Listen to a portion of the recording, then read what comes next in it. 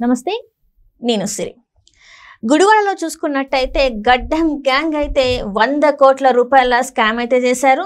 So అక్కడ ఏదైతే భూములు ఉన్నాయో దానికి సంబంధించి ఒక సినిమా కథ కూడా చెప్పడం జరిగింది. సో దీనికి సంబంధించి అసలు ఈ స్కామ్ ఏంటి అనేది మనకు తెలియజేయడానికి, మరిన్ని విషయాలు చెప్పడానికి మనతో పాటు ఉన్నారు ప్రముఖ సీనియర్ జర్నలిస్ట్ డివిఎస్ గారు.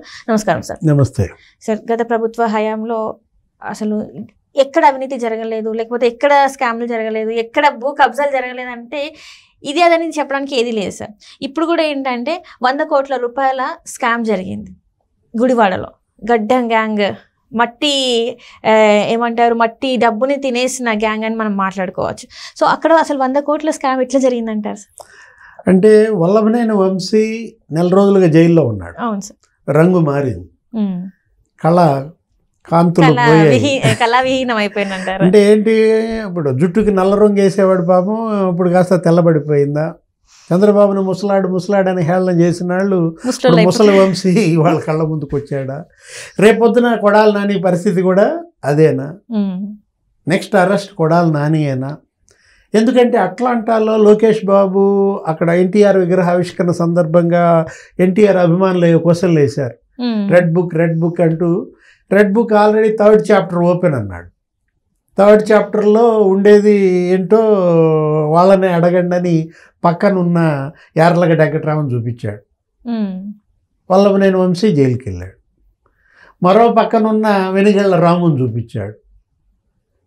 అంటే 3rd చాప్టర్ ఇవాళ ఇక ఏది ఇంటర్వల్ తర్వాత ఇక వల్లభనేని వంశీ ఇంటర్వల్ ముందు జైలుకి వెళ్తే ఇంటర్వల్ తర్వాత కొడాలి నాని జైలుకా? ఎందుకంటే ఇప్పుడు మీరు చెప్పారు 100 కోట్లు, ఇదొక్కటి చాలు. ఏది జగనన్న ఇళ్ల కాలనీల పేరు మీద దగ్గర 176 ఎకరాలు ఏదో అక్కడ కడుతున్నాం కాలనీ అని చెప్పి దానికి మెరక చేయించడం అని. 30 లక్షల ఇల్లు అన్నారు కదా సార్. మరి 30 లక్షల ఇల్లు అన్నారు, దానికి మెరక చేసిస్తామని. మరి 30 లక్షల ఇల్లుకి మెరక చేయిస్తే అది ఒక ఫర్మ్ అనేది ఉంటుంది, ఎవరి మీద అది తీసుకుంటే 30 లక్షల ఇల్లు అనేది రాష్ట్రం మొత్తం 32 లక్షల ఇల్లు కడతామన్నాడు. ఆ మొత్తానికి వీళ్ళు బిగిన్ చేశారు. సరే, అసలు రాష్ట్రం మొత్తం మీద కుంభకోణం ఇది దగ్గర ఒక 10,000 కోట్ల కుంభకోణం. ఇది 175 నియోజకవర్గాల్లో ఈ 100 కోట్ల చొప్పున లెక్కేసుకో. ఇప్పుడు నీకు అక్కడే 175 అయిపోవాలా, అక్కడే 17,500 కోట్లు అనమాట.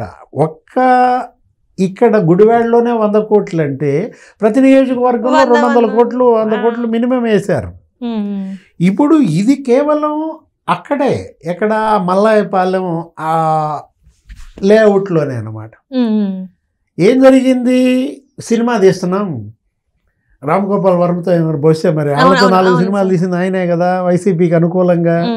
మీడియాలో వచ్చిన కథనాల ప్రకారం మనకు అర్థమవుతుంది ఏంటి, రామ్ గోపాల్ వర్మ సినిమా క్యాన్సిల్ అయింది, ఆయన డబ్బులు వెనక్కిస్తున్నాడు, అందుకని మీ బ్యాంక్ ఖాతాల్లో ఆ డబ్బులు పడతాయి, అవి మళ్ళీ మీరు మాకు ఇవ్వండి.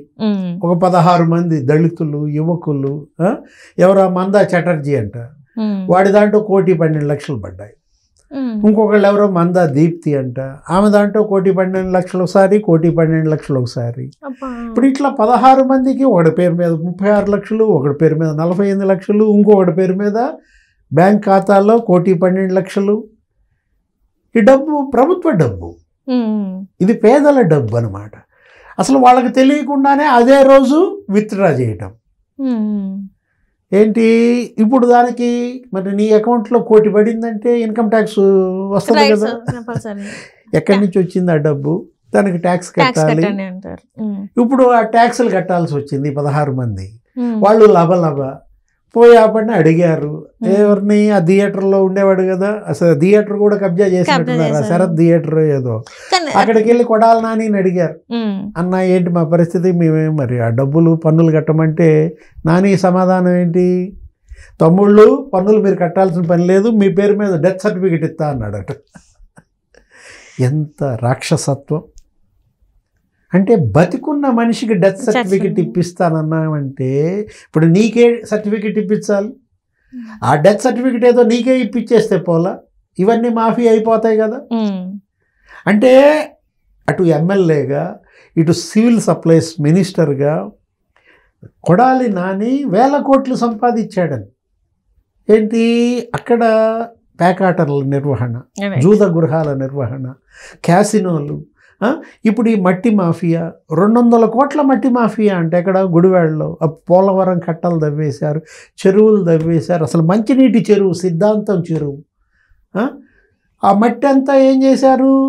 వంశీ గన్నవరంలో వెంచర్లకి, లేదు ఈ కొడాలి నాని బినామీలు గుడివాడలో వెంచర్లకి, విజయవాడలో వెంచర్లకి టిప్పరు 7,000 రూపాయల చొప్పున అమ్మారు, 4,000 చొప్పున అమ్మారు.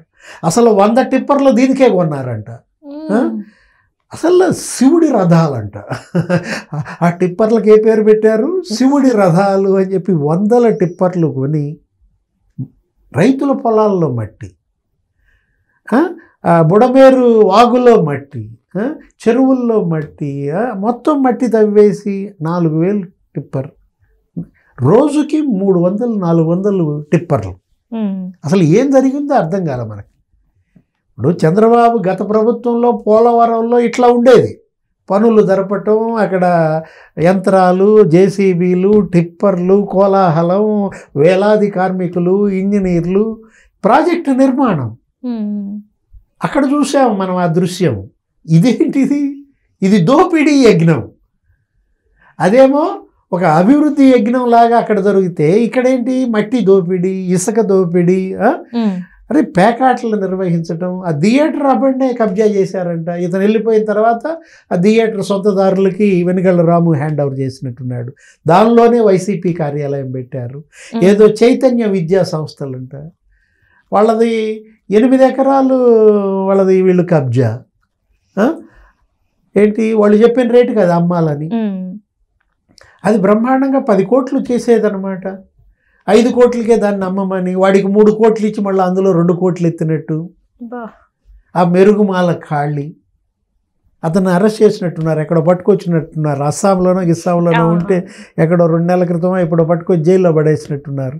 MBA చదువుకున్నాడు అబ్బాయి.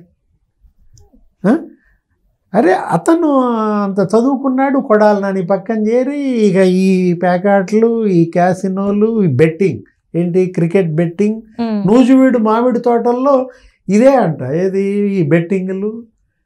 అరే ఎలా ఈ గడ్డం గ్యాంగ్ అక్కడ ఏ విధంగా ఇచ్చేసింది, ఎలా భూముల కబ్జా, దోచుడు, దాచుడు, దంచుడు. అంటే ఏంటి? వాళ్ళ మాట విననాలని. టీచర్స్ కాలనీ, టీచర్స్ కాలనీలో ప్లాట్లు వేసిన వాళ్ళని, ప్లాట్లు లేవు గీట్లు లేవు అని చెప్పేసి అప్పుడు అవన్నీ వీళ్ళు లాగేసుకుని, కాదు ఉన్నాయనంటే థియేటర్లో పెట్టడం, కట్టేసి కొట్టడం. అటు గంజాయి, ఇటు ఈ పేకాట, అసలు గుడివాడని ఒక రౌడీ వాడగా మార్చిన పరిస్థితుల్లో వెనుగళ్ళ రాము కొంతమందికి ఇప్పించాడు. ఆ థియేటర్ వాళ్ళ సొంతదారులకు ఇప్పించేట్టున్నాడు. ఈ 8 ఎకరాలు ఆ భూములు ప్లాట్లు వేసుకున్న వాళ్ళకి ఇప్పించినట్టున్నారు. ఈ మొత్తం ఏది? ఈ తిన్నదంతా కక్కించాలి. ఈ మట్టి ఇవాళ ప్రజల ధనం అన్నమాట. దీన్ని మళ్ళీ రికవరీ చేయాలి. కొడాలి నానియే కాదు, గుడివాడ ఒక నియోజకవర్గమే కాదు, జగన్మోహన్ రెడ్డి 5 ఏళ్లలో ఏ నియోజకవర్గాల్లో దోపిడీ జరిగిందో ఆ ప్రజాధనం మొత్తం వీళ్ళు మళ్ళీ రికవరీ చేయాలి, జప్తు చేయాలి. ఇప్పుడు గంజాయి మాఫియా మనం చూసాం, నిన్న కూడా మనం చెప్పుకున్నాం. ఈగిల్ అక్కడ విశాఖ ఏజెన్సీలో కోట్లు సంపాదించారు గంజాయి సాగు చేయించి గిరిజన రైతులతో. ఇవాళ వాళ్ళ ఆస్తులను జప్తు చేశారు. 2 ఆస్తులు జప్తు చేశారు అక్కడెక్కడ, అనకాపల్లి జిల్లాలో, విజయనగరం జిల్లాలో. ఇంకో 10 మంది ఆస్తులు జప్తు చేయబోతున్నారు. 100 మంది ఆస్తులు జప్తు చేస్తున్నారంట. ఇలా గంజాయిని అడ్డం పెట్టుకుని సంపాదించుకున్నారు.